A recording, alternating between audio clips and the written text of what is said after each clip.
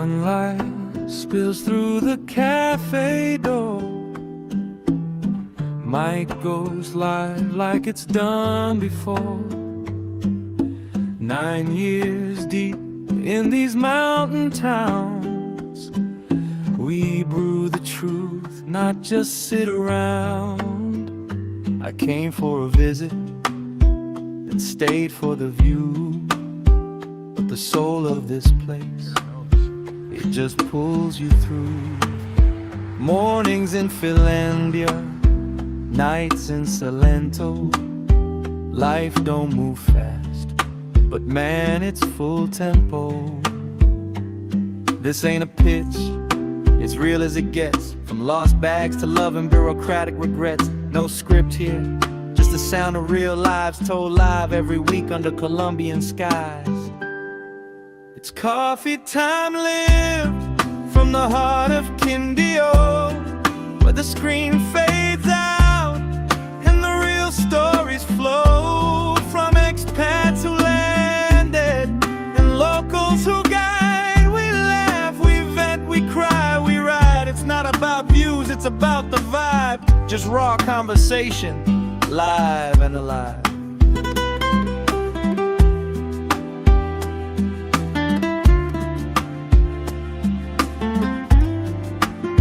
Got folks tuning in from every time zone, asking what's it like to make this place your own. It's mango trees, it's rent debates, it's finding peace past the clickbait gates.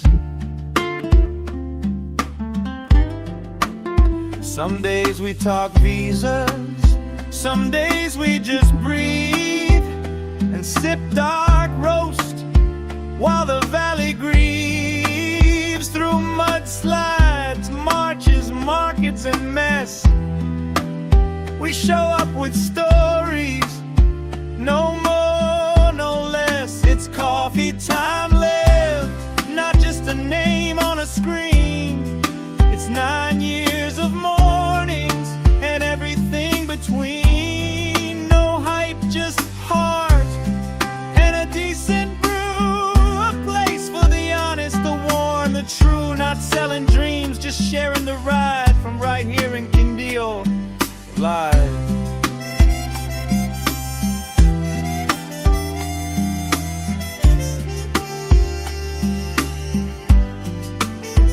And if you've ever felt a little lost or wide awake at dawn, this show was made for you to lean on. We're not tourists here, we belong, we build in mountain towns where the air stands still. So bring your mug, your doubts, your days. We'll light 'em up in soft cafe rays.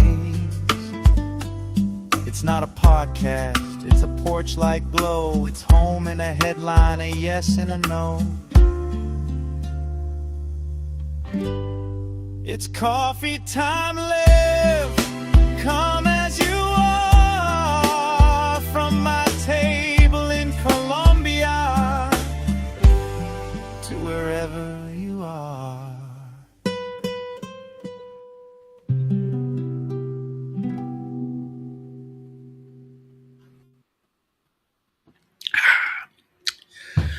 Good morning and welcome back to the channel Grand Colombia, and welcome to another Coffee Time Live. The Galaxy Traveler, no video. I don't know, this seems like a video. Must be working, you commented on it, so don't know what to say. Where are you from? You're in Rumble. There you are. So, no say. Okay. Got a fair amount to cover today. What the heck? How do I get that on the screen? Get off there. All right. Today's high, 73. It's been chilly for here. Low is 63. And I just got a message. The exchange rate's 37.15. Now, it's funny. My messages will go quiet. My emails will go quiet, and then they'll spike over something. And then when it does that, I figure, well, I'll incorporate that in, because for every person that says something, there's 20 people that want to say something. Owen, good morning. Audio, video, good. Thank you. Mr. B. Nick, buen dia. How are you? Okay, so an example is the peso. And the sky is falling. And it's falling over a short period, but let me look at the 10-year chart. Now, it's not like the stock market where you expect it to always go up. As a matter of fact, if the economies of the US and Colombia are relatively stable, there's not much movement in it. But let's take a look at the 10-year chart. Over the course of 10 years, we're right about in the middle. The low point there was 2,700. That's when I came back to Colombia. It was right around 27, and it quickly jumped to 28, and it seemed to stick around there for a little while. We've had a couple high points, which were very nice, particularly the one, but they're actually anomalies. So we're kind of in the sweet spot. I've got no axe to grind here. I wish it was higher, but I can't really get like all freaked out over it, because this is what it does. It goes up, it goes down, it goes back up again. Different things will act on it, and it's kind of like a guessing game. It's a game when you're trying to figure out, what's affecting it, where's it going to go. Nobody knows, but there are hints and indications and historical patterns, and if you look at those things, you come up with something that you've got a reasonable chance that you might be right. Maybe a 65% chance you're going to be right, but there's no sure thing. So when I do talk about it, it's because when I talk about it, whether it's going to go up or down or what I think, it's after I've spent some time looking at it and considering everything that may affect it. I don't just guess at it, and I don't just look up articles and copy what they say. I try to figure it out for what I think it's going to be. My track record's pretty good with it, but it's not going to be perfect. It can't be.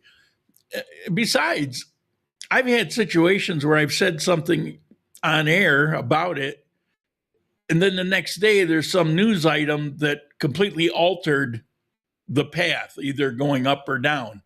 I mean, it's an ever-changing throughout the day. It's ever-changing. There's so many things that play into it. So it's when I say it's a game, that's really what it is. I mean, it's a game of chance, and we're just making our guesses. All right. I try to make educated guess, but you never know. Good morning. Got it. Okay. Disclaimer, and then I'll tell you why. Everything on Coffee Time Live is my opinion based on my own research, experience, conversation with Colombians, or a combination of all three. Why? Because I got a message. There was actually something on Facebook directed to me. So I go and I take a look at it, and it's somebody complaining about today's topic is clickbait. Well, what the hell do you mean? Today's topic is about what I said it is. It's about Petro declaring an invasion. It's not clickbait. It's reality. And I don't do clickbait. My topics are, I want people to know what the topic is, to tune in for that, not for something I'm not going to talk about. Maybe people don't know what clickbait is. But all that guy did was just make it obvious that he's just uninformed, because anybody who has remotely have their eyes open this week know that Petro called this nationwide rally. He called it bringing out the Jaguar to repel the invasion of the United States and to declare sovereignty for Colombia. It's like, this isn't something I made up. This is something he's been talking about. And that brings me to the second thing. Colombian exchange rate was one thing I get messages on, and I get that a lot. And the other thing was, what's going on? Is the U.S. really going to invade? Why is Petro saying they're going to invade? It doesn't make any sense. Hence, I put together today's topic, because when I have people bring something up, then it's probably worth addressing. So, today's not clickbait. All right. And I do have to, we're going to get right to the information here quickly today. By the way, I hope you have a good wild card weekend.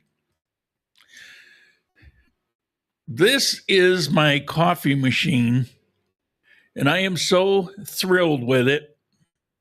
It produces, I don't know exactly how, but it produces like the best cappuccinos I think I've ever had. Of course, the coffee has something to do with it, but this thing here on the left, that little silver thing that hangs down, it's like a miracle. It measures the moisture in the bean that you put in the hopper, and it makes a grind adjustment accordingly. It also weighs out what it's going to grind and put into your in your thingy there. It's accurate. I've checked it with manual scales, and it's accurate. I read some things that does cappuccino great, but doesn't do other things. Well, it's cappuccino I'm interested in, so I didn't care about the other things. But I'll tell you what, it's absolutely dead on, consistent, exactly the same, day after day after day, exactly the same, and it's just awesome. I am so thrilled. And on top of that, I'm so thrilled that I could afford to buy it, because it was like double sale.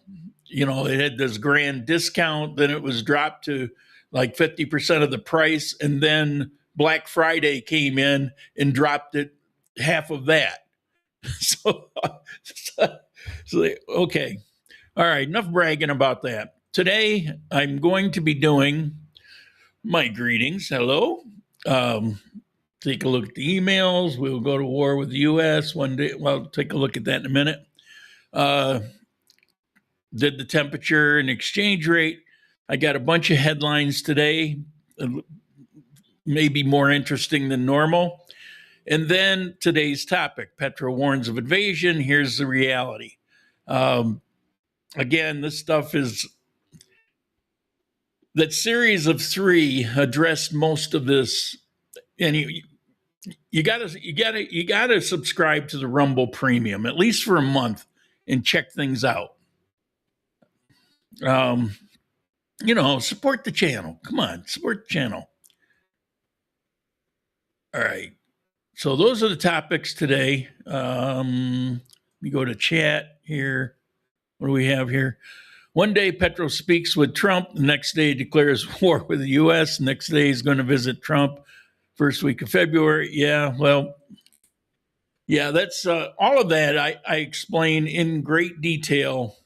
I've got more information about the history of Petro and his election and how he got elected and how he's been in office, tons of stuff.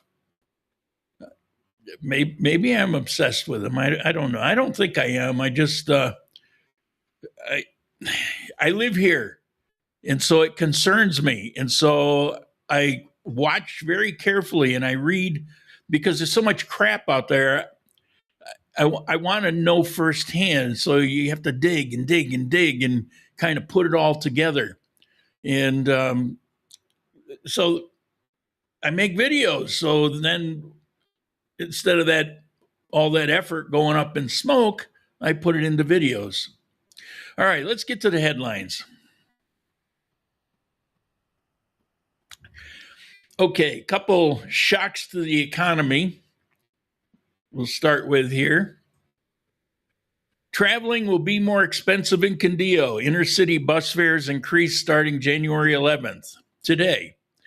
So, how much did it increase? Well, I happen to have a chart. So, if you're going from Armenia to Circassia, ignore the spellings here. This was through the translator. 4,600 pesos. I don't remember what it was. I think it might have been 4,000 pesos.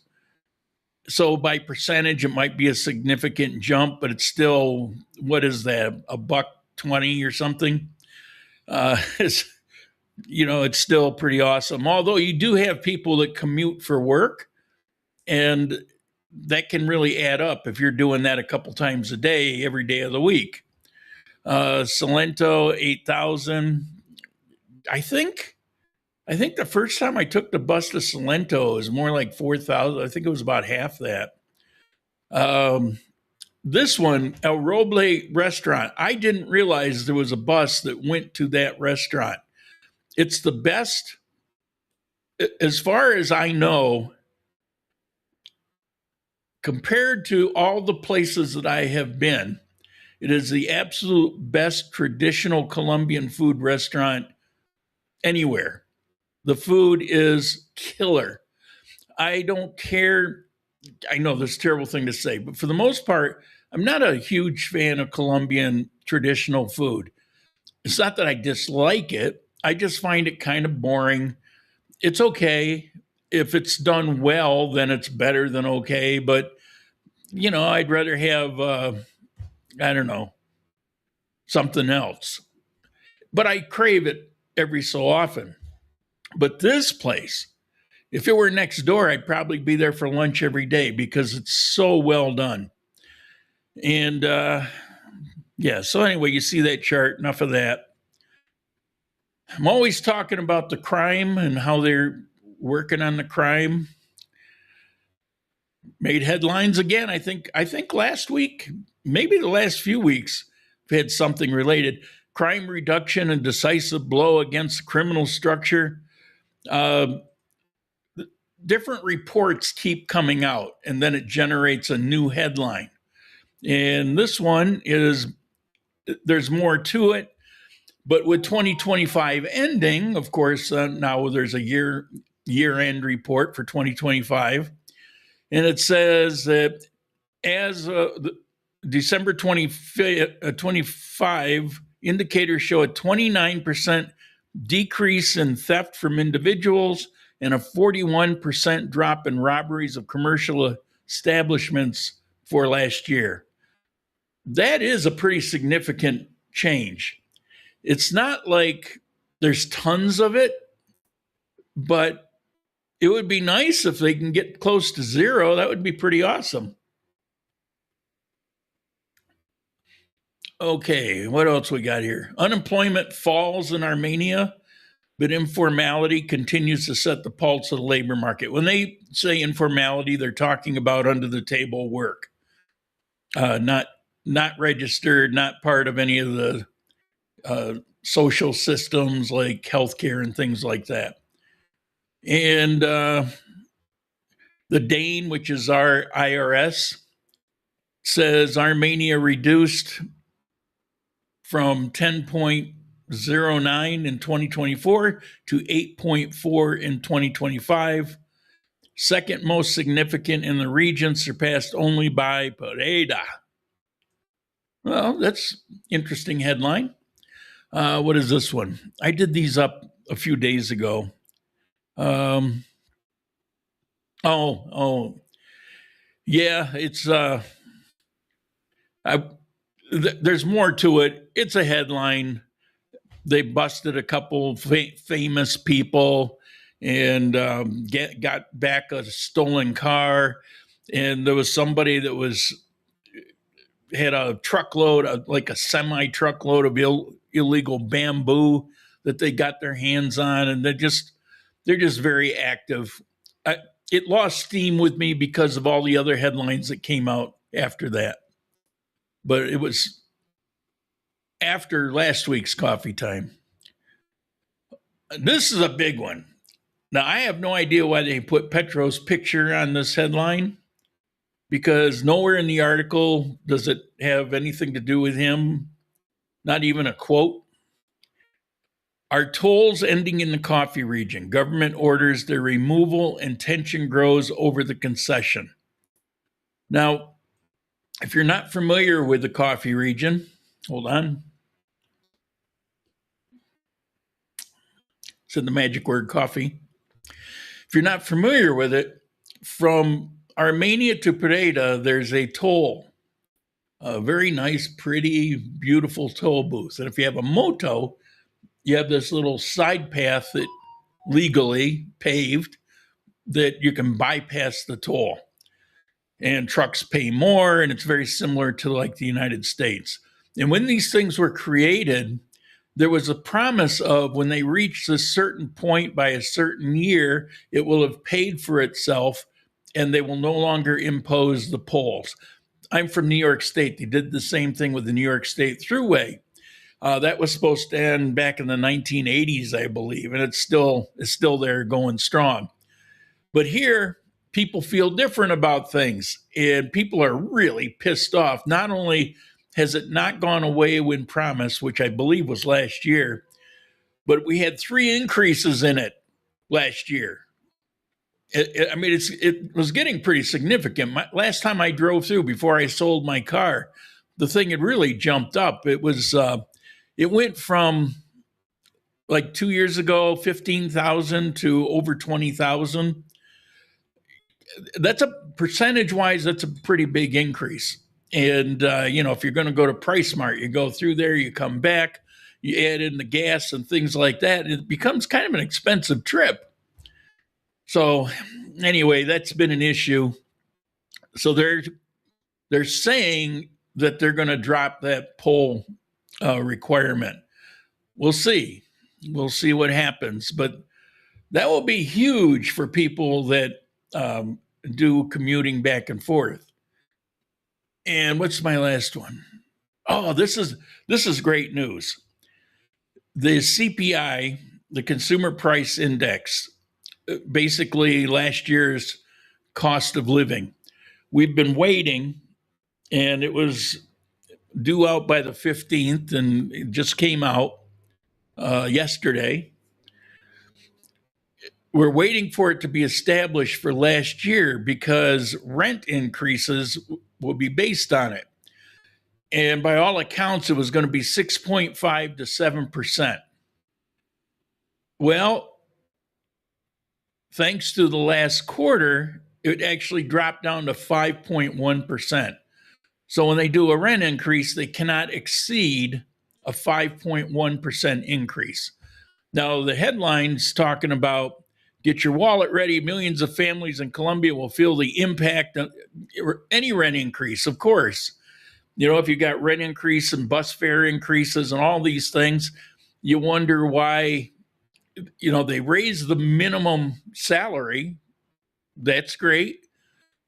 But most people aren't on the minimum salary. It doesn't mean that they're going to get a rate increase. Doesn't mean their job is going to just say, well, let me pay you more because my minimum went up. If anything, it will retard an increase because I got employees on the minimum.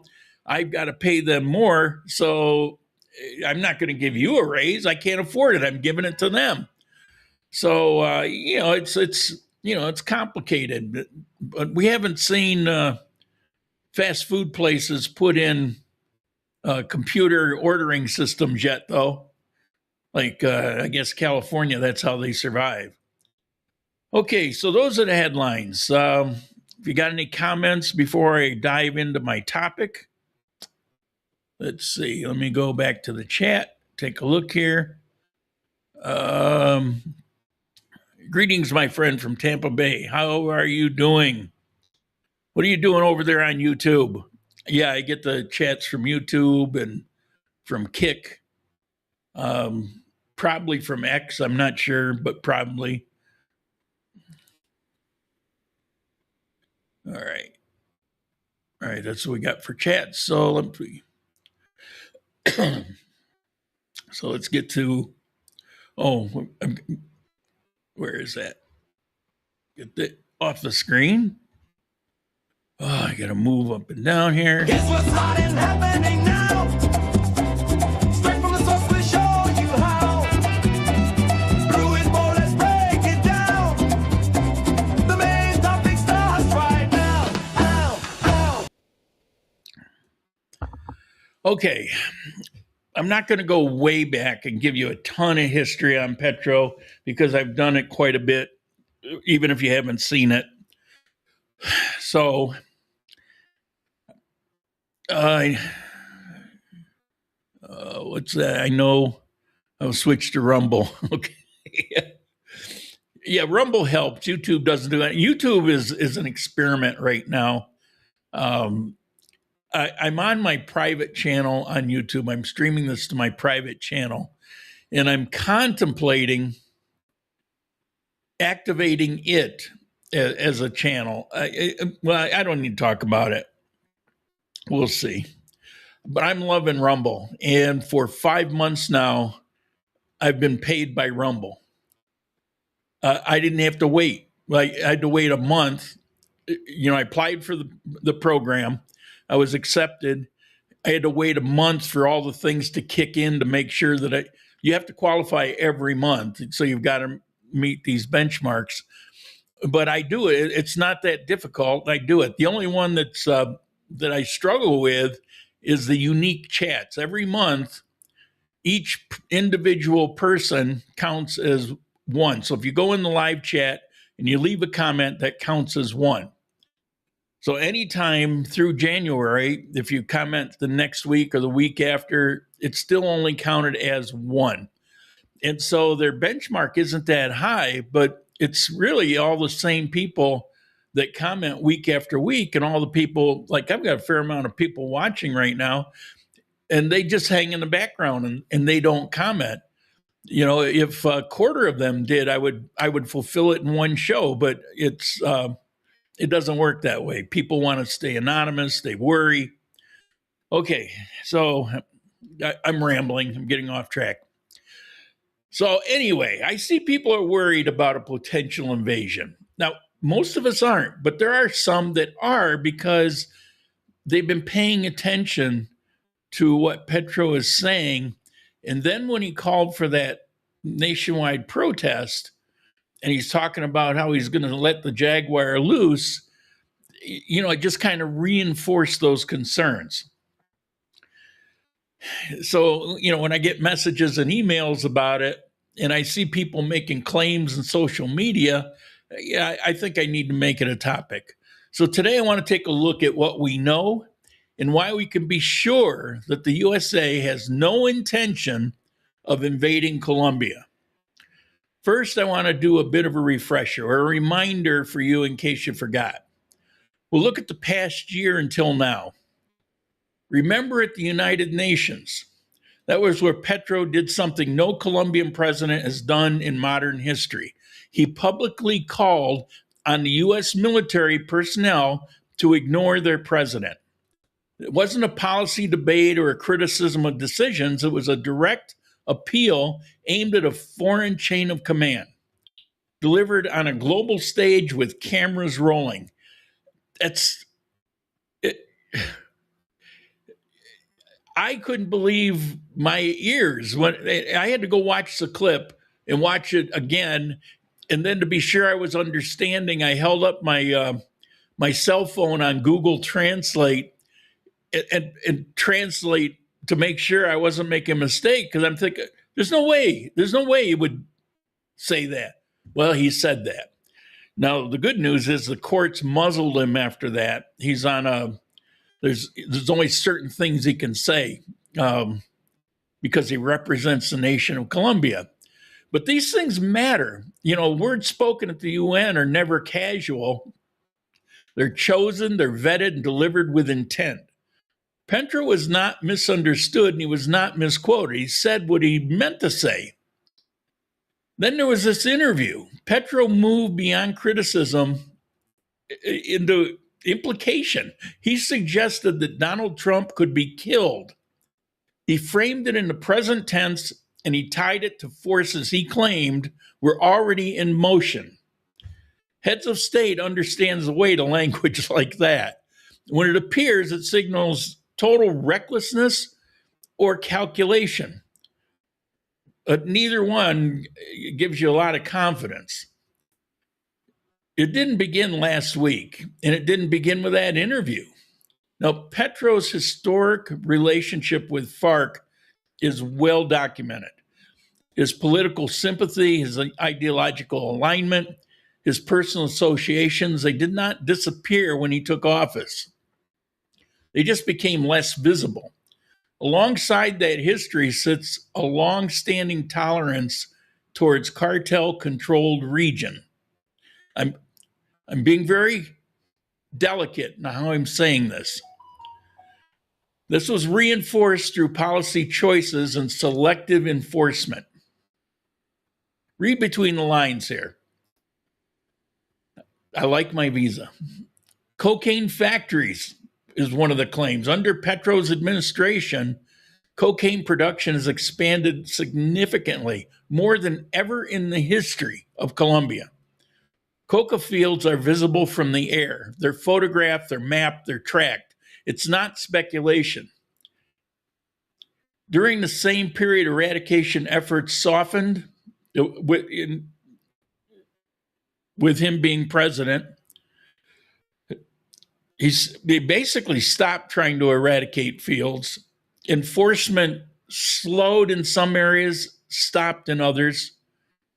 Pressure left. There was no pressure on the producers anymore. Petro doesn't deny the expansion of these cartels and FARC and criminal organizations, but he contextualizes it through root causes, poverty, the history, the injustice. Meanwhile, these cartels keep consolidating territory. Their laboratories expand, their factories grow in size, and these armed groups gain leverage at the local level. As a matter of fact, they control the local populations. I've talked endlessly about Cauca. They are the government in Cauca. The same pattern appears in Petro's relationship with Venezuela. His alignment with Nicolas Maduro has been consistent. Maduro is treated as a regional peer. Diplomatic ties are restored quickly. Public criticism was softened. Regional instability was reframed, while millions of displaced Venezuelans remain largely absent from the conversation. As tensions around Venezuela increased, Petro emphasized this imperial language about the imperial United States, basically. When Maduro faced pressure, Petro provides cover. He even, at one point, offered if they invade Venezuela, Colombia will basically militarily back Maduro. His alignment with Cuba and with Maduro, it's steady and it's predictable. Against all this, Petro called for mass protests inside Colombia. The situation was framed as a national threat, with himself positioned as a defender of sovereignty. The effect was to redirect attention away from his record and toward an external enemy. Let's look at what's actually been said. Now, I got these quotes. I put them up on my screen here. Rubio. This was at a State Department press hearing, or press, what do you call it? Talking to the press. Quote, "We're not going to allow the pronouncement of an unstable individual to damage our broader relationship. In other words, he pinpointed it coming from Petro, not from Colombia. Another out of Reuters, an interview. This is not a U.S. versus Colombia thing. And he also framed it as protecting the U.S. relationship with Colombians and institutions while treating Petro as a problem. Marco Rubio on the long-standing U.S.-Colombia relationship, again, a quote. Sorry. This is very important alliance, a very important strategic partnership, which we built up through a lot of hard work over the decades. We're not going to let it fall apart because of one person. Does that sound like invasion? Trump. He's not a friend of the United States. He better be careful. And they have at least 3 major cocaine factories. We know where they are. We know where they are. So these protests that Petro had, I saw one. It was in Spanish, but it was termed the no-show protests. Well, people showed up, even here in Armenia, which is very conservative. You had about 100 people show up down at the plaza. It wasn't any kind of mass protest thing. You're always going to get a few, but nationwide, it was not the turnout he expected. Well, we'll say the attendance was modest. The streets didn't fill up, the country didn't surge. Public response was muted at best, and the silence carried meaning. It showed the narrative was not landing beyond Petro's base. After that, everything shifted. Petro got a phone call. The call was Trump. Trump does not communicate indirectly. His warnings are blunt and personal. Immediately after that call, Petro's posture completely changed. Confrontational language disappeared. Escalation gave way to calm. This was at the rally that he was speaking at. He called the rally to call out the Jaguar, to protect the sovereignty. He got the call. He goes up to give the speech, and this was the result. I'm going to meet with Trump. We can work this out. They could have all that other crap, the invasion talk and all, completely disappeared over one phone call. We can imagine what was said in that call. But that shift was immediate. There was no clarification of earlier terms, no evidence of what he had claimed. This matters because Trump's position on Colombia has been consistent. He speaks favorably about the country and its people. He says over and over he loves the people of Colombia. It's something that he says about countries. His criticism focuses on the leadership. That same distinction has been repeated by Marco Rubio. There's been no statement threatening Colombia as a nation. Not once, not ever, not even a hint. The closest hint was there was the implied threat that, and this is reading well into it, there was the implied threat that they might take out those 3 cocaine factories. They are not in residential areas. They're out in the middle of nowhere, so there wouldn't be any collateral damage. And frankly, I'm not even sure why they haven't. But that's the furthest they've gone in any kind of threat. There's been no declaration of an invasion, no military signal aimed at Colombian territory. What exists is pressure tied to narcotics production, cartel expansion, and Petro's failures. That pressure is personal, and personal pressure is politically dangerous. By invoking sovereignty, scrutiny is deflected. In other words, Petro is under a huge investigation over the election. He's out of office soon enough. There is a likely outcome of that investigation. And that outcome is very likely to include jail time. The more he can position himself, even though he's not going to be president, but if he can position himself somehow as a hero of Colombia, macho is a big thing here. So he can come across as he's the man. He's the one, he stood up to Trump. He stood up to the United States, all of that. Then you start to understand why the rhetoric has been there, saying the things, and we look at it and say, what the hell is he talking about? Why would he say that? But then he got that phone call, and it instantly changed.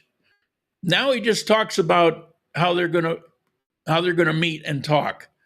Like he's framing it as his efforts were successful. He managed to bring Trump to the table.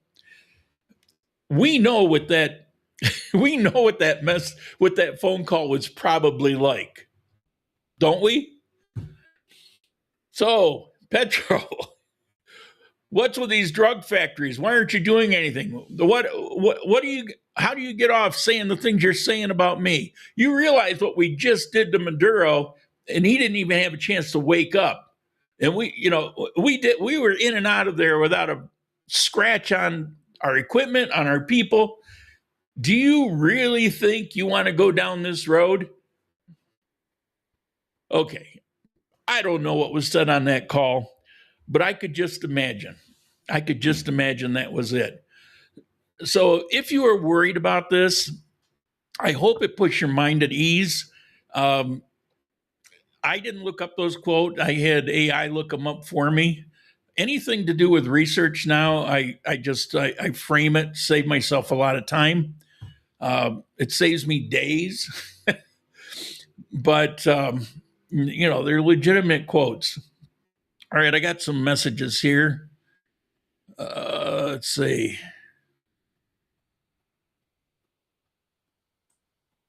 Uh-oh. Give me 1 minute. 1 minute.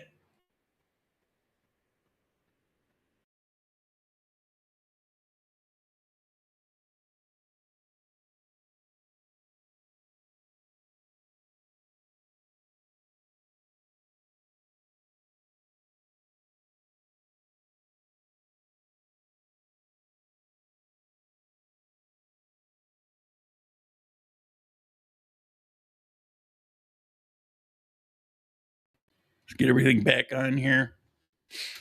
Sorry. Yeah, we still haven't gotten to the bottom of it. I did find out that other people have this happen, but it's such a, I look at all the various forums, Reddit, all kinds of places where people go and talk about issues with software. And there's, by all accounts, there's just a handful of us, but I experience it. I think I did spend some time, I was ignoring it for a while. I did spend some time trying to figure it out. I think it has to do with Windows 11.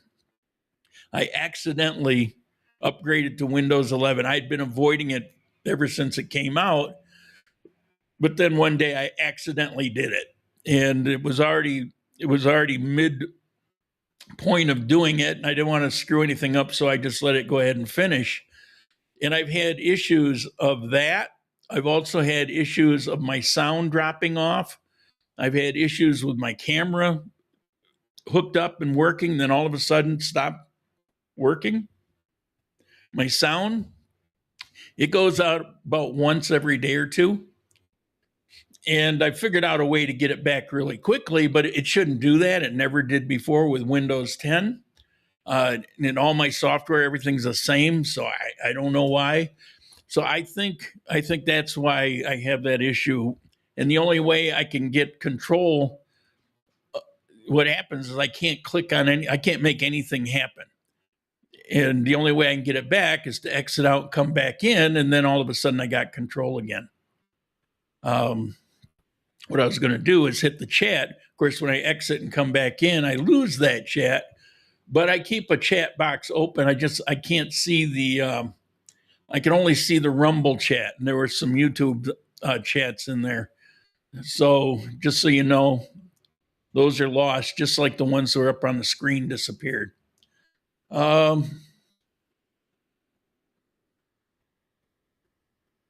Yeah, I think there were quite a few because I've only got a couple here. Petro is no different from any politician running for office. He's not running for office. He can't. He wants to create a crisis so he can position himself as hero of the people. That's true, but for other reasons. Marco Rubio has said basically what you have said. Well, I quoted him. Long history between Colombia and the U.S., and that relationship is still very strong within the government of Colombia. There was one place, and I'd forgotten about this, but there was one I probably should have got the direct quote.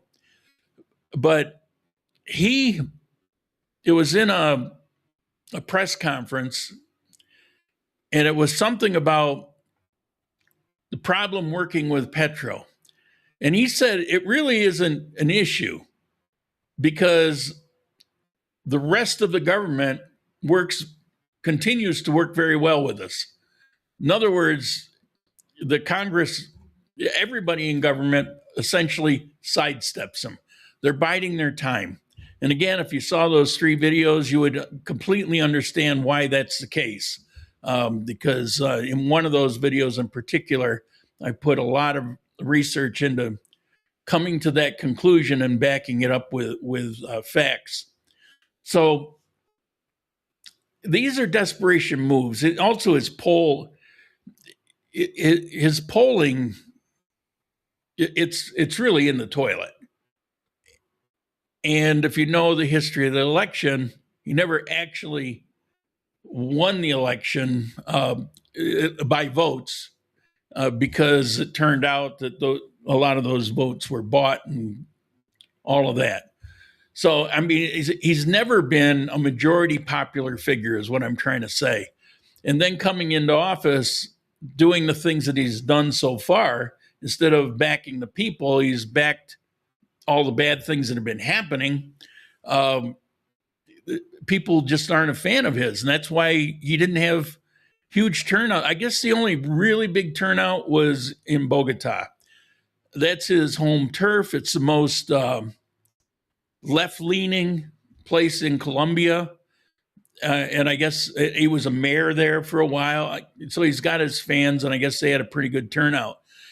I don't know in Medellin. I tried to get a count. I couldn't get a count. And by all the information I could get, it was an okay turnout. There was nothing unusual, no record set. People did show up.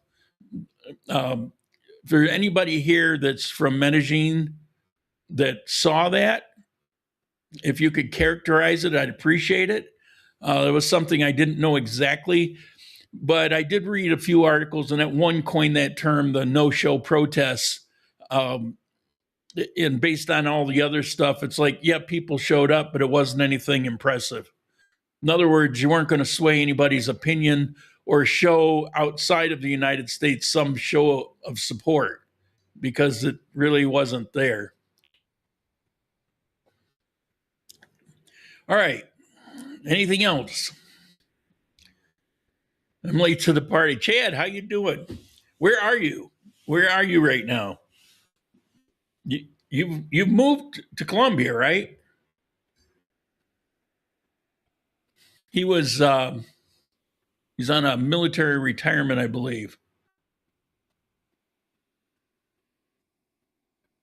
Let's see. Hey, it's working again. 50 at 50. Good morning. Appreciate you covering this topic. Gives clarification for those of us concerned. Yeah, I mean, that's why I choose topics that I choose. Like I said, you guys that watch regularly, I'm constantly asking you for information about what you want to know about, what you want to see. And fortunately, I get some people that will email me. Sometimes it's 1 or 2. Sometimes I'll get a dozen or more. And that gives me something to aim at because I've been doing this. We're going on 10 years now. And in Colombia, it's over 7 years. Over? about seven, I think it's 7 years and 3 months or something like that of doing Coffee Time Live in Colombia. And so there's not much I haven't talked about. It's so coming up with what do you guys want to know about it? There's always new things. It's just that when you're living in it, you become numb to things that people would be interested in because, well, if you know it, then other people know it. Well, that's not necessarily the case. And we still have a lot of people that are interested in possibly moving here. So, what do we got here? Oh, Chad. Stuck in Arkansas at the moment. Started a business and haven't been able to budget from the States. I thought you had moved here already. Budge. Gotcha. Been able to budge from the States. Well, that's what you get for starting a business. But if I were going to start a business, now would be the time. I mean, the tax benefits alone are just crazy right now. I had a dream the other day about going back to the U.S. and I've always had pretty good success in business. And going back to the U.S. and applying my trade for a year and coming back rich, because it is funny. I don't necessarily have that many vivid dreams because I sleep in 3 hour spurts, and I'm lucky if I get 2 of those in. And so I don't have a lot of dreams, but that dream was vivid and detailed. It was pretty cool. All right, where are we at?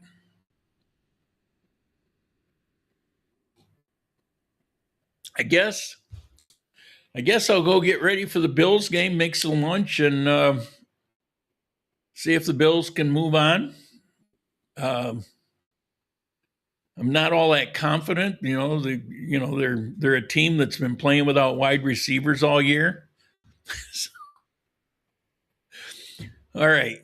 Well, I hope you got something out of it. If you have suggestions, feel free. You can send me emails. You can comment. When the live chat's gone, you can still comment below the video. I read them all the time. Whenever it comes up, I get a message and I go and I take a look at it. If it's just a comment, I may not respond, but I'll give it a thumbs up.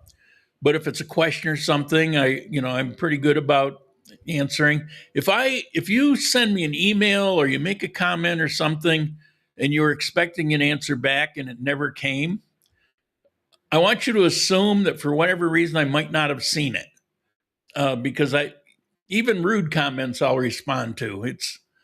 I don't get a lot.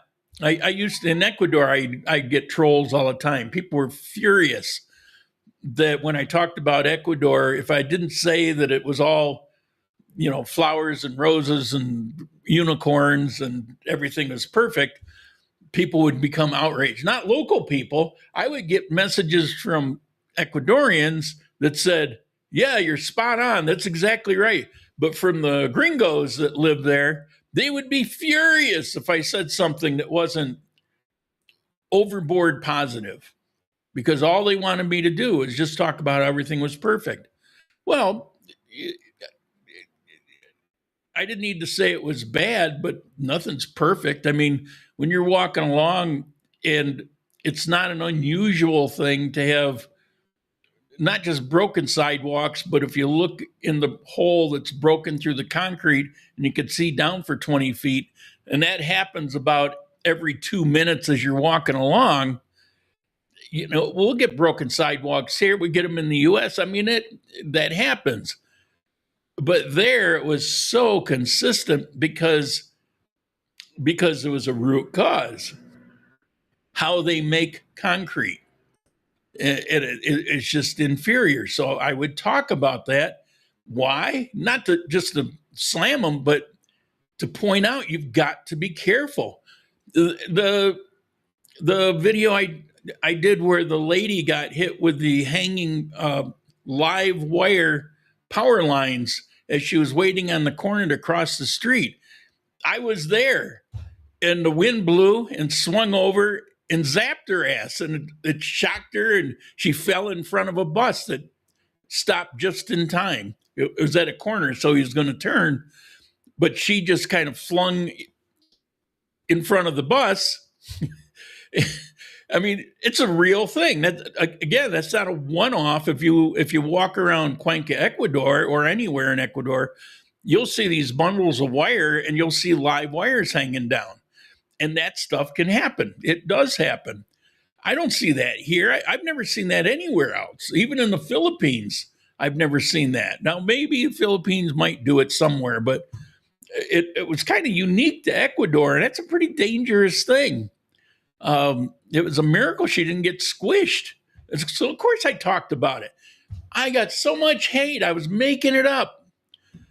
I took a picture of it and showed it in, I think, the next video or the one after here, because they never fixed it. The wires were still hanging there. It was the corner. It was the wire, exactly as I described. Just didn't have a lady getting zapped. It's like, I'm not making this stuff up. All right. Yes, I was there for 6 months, but left to take care of a few things stateside. What was supposed to be a month turned into 6 months.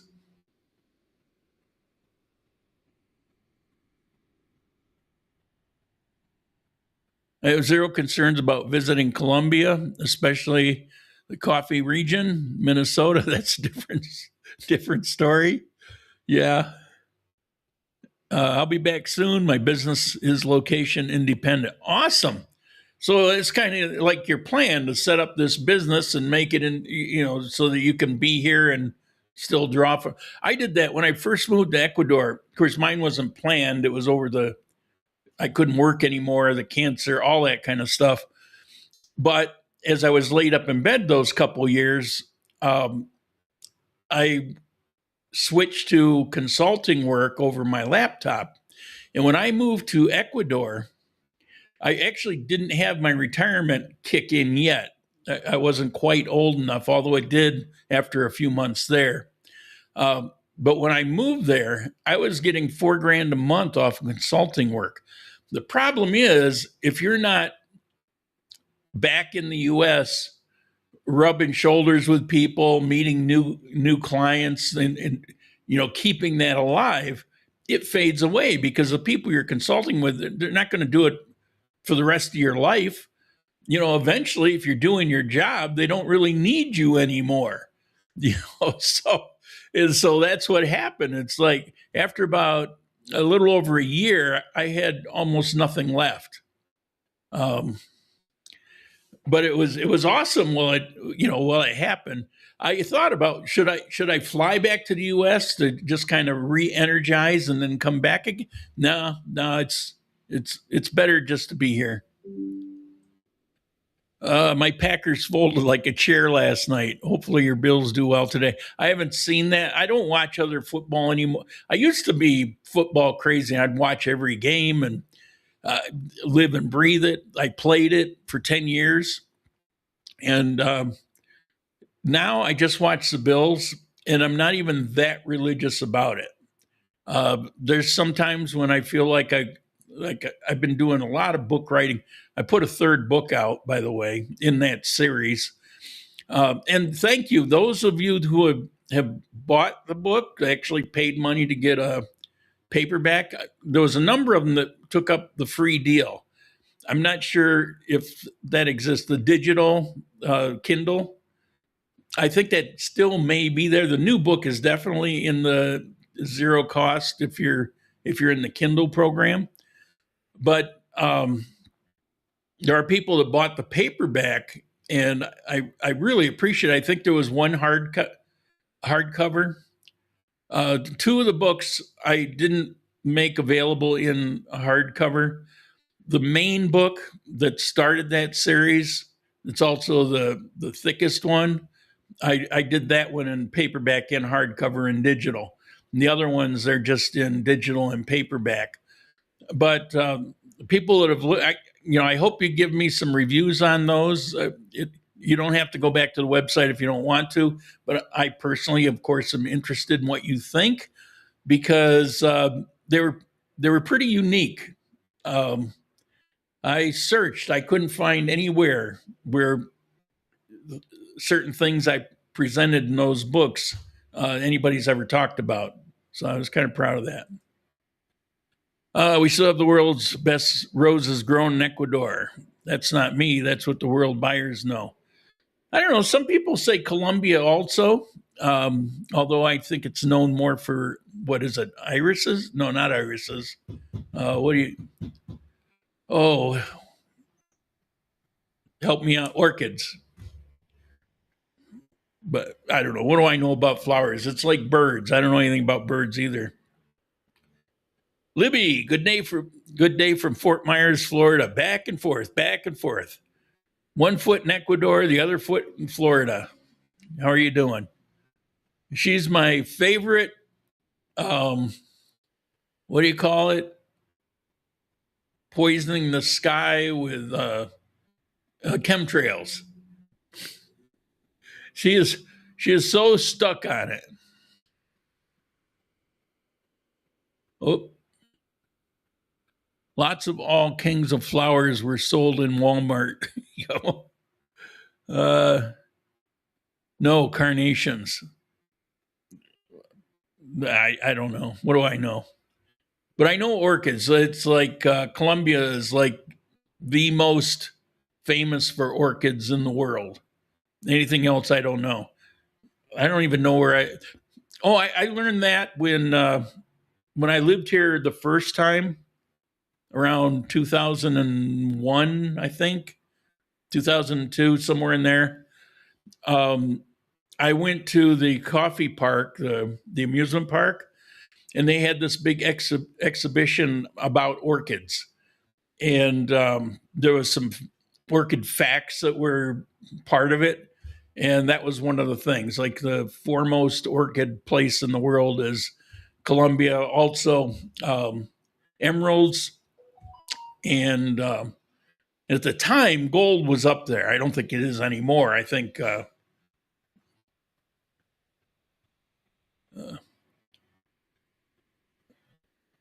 let me see. Where are oh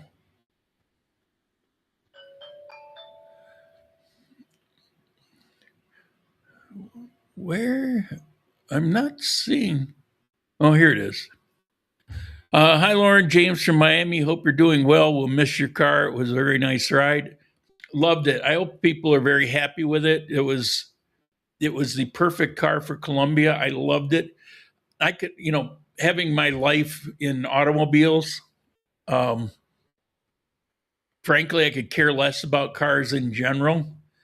I haven't been passionate about my last car in the US was a 335 BMW. It was white convertible with tan leather interior. It was a nice car. It was comfortable. It was powerful. Had a V6 in it. The top worked really well. I was grateful for that. I didn't have any issues with it. I think I put almost no money into it after, I don't know, handful of years. Sold it when I came down here. But I didn't love it. It was okay. It was nice. I was living in North Carolina at the time. Convertible was nice. But I've had so many cars in my life, growing up with them, working on them, junkyard, all of that kind of stuff. I could care less. But I get here, I get this little car. I just love that little thing. It was so built. It was purpose built for Colombia, or you would think it was. Now, I've rented a bunch of other vehicles here, and it's like, nice, suitable, that's okay. But that thing was perfect. It's like somebody said, what would make the perfect car for Colombia? And they came up with that one. And I appreciated that a lot because you can't say that about most things.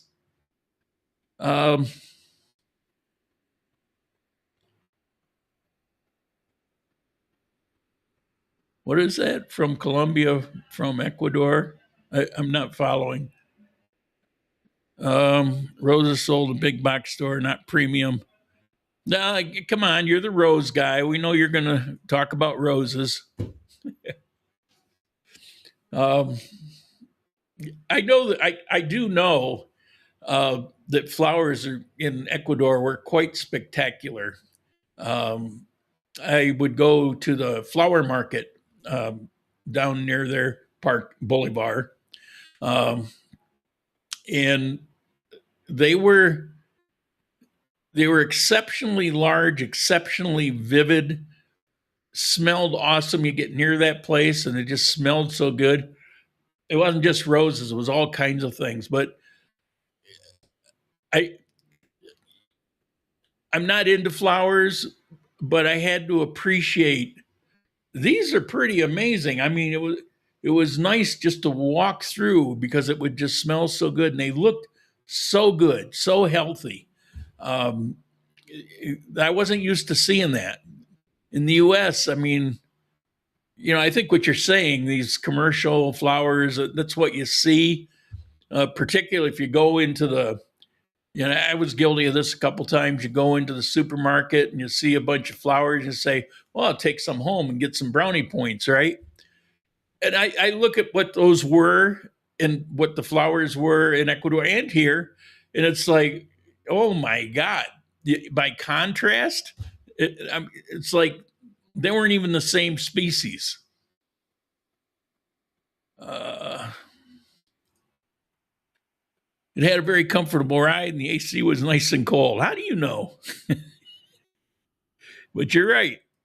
Nope.